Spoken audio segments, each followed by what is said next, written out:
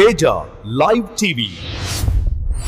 ప్రపంచ శాంతి హిందూ ముస్లిం హిందూ ముస్లిం హిందూ క్రైస్తవ హిందూ క్రైస్తవ హిందూ క్రైస్తవ వడ్డిల్లాలి మేలు వడ్డిల్లాలి మేలు ప్రపంచ కార్మికుల శిక్షణ మేలు వడ్డిల్లాలి ప్రపంచ శాంతి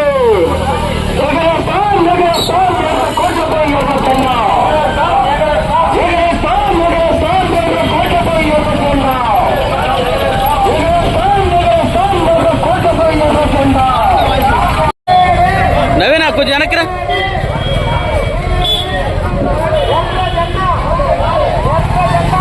ఓ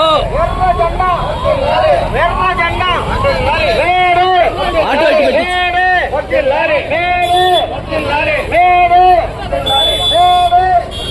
ప్రపంచ కార్మికులారా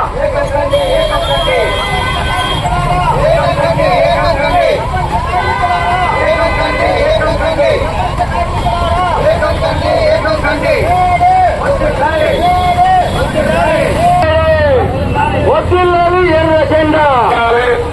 ఇప్పుడు మన ప్రదర్శనని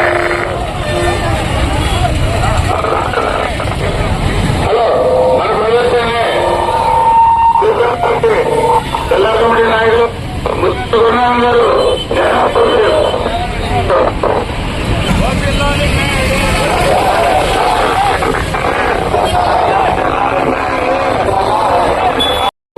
కార్మికులను సంవత్సరాల పాటు పోరాడి సాధించుకున్న ఈ లేబర్ కోడ్లు ఇప్పటి కాదు.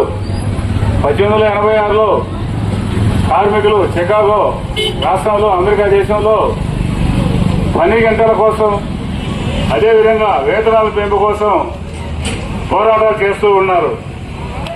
ఆ రోజుల్లో కార్మికులకు కనీసం 12 గంటల నుంచి 15 గంటల వరకు పని చేయించుకునే ఈ పని గంటలు తగ్గించాలని వేతనాలు పెంచాలని ప్రభుత్వంతో తాము పనిచేస్తున్న కర్మాగార యజమానులందరూ పోరాటం చేస్తూ వచ్చారు.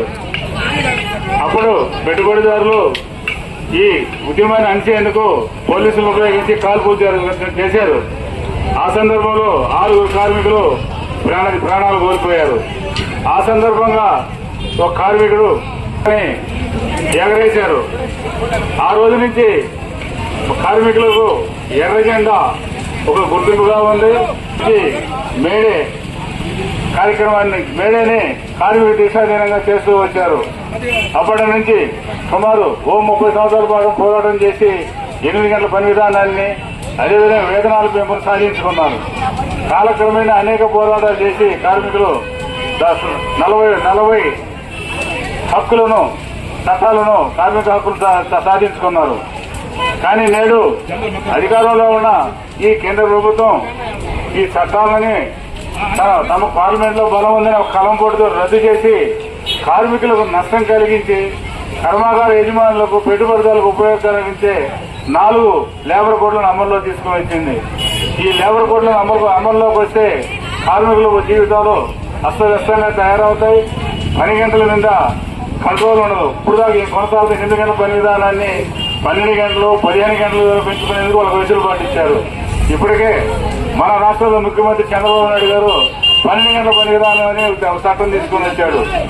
దేశంలో యూడిఎం చంద్రబాబు నాయుడు గారు దుర్మార్గంగా అది ప్రవేశపెట్టి కార్మికులకు నష్టం కలిగించే అంశాలు తీసుకుని వస్తుంటాడు. ఈ రోజు పత్రికల్లో పెద్ద పెద్ద ప్రకటనలు ఇచ్చాడు. కార్మికులకు సంక్షేమం కోసం అది చేస్తాం ఇది చేస్తామని. ఇవన్నీ కళ్ళబొల్లి మాటలు. 8 గంటల పని విధానాన్ని అమలు చేయాలి. అదేవిధంగా సుప్రీంకోర్టు ప్రకటించిన విధంగా కనీస వేతనం 26,000 రూపాయలు ఇవ్వాలనేది సిఐటియు మొదటి డిమాండ్ చేస్తా ఉంది. ఈ డిమాండ్ సాధన కోసం మనం అనేక పోరాటాలకు సిద్ధంగా ఉండాలి. భవిష్యత్తులో కూడా మనం మరిన్ని పోరాటాలకు సిద్ధంగా ఉండాలని తెలియజేస్తూ సెలవు తీసుకుంటున్నాము. ఇప్పుడు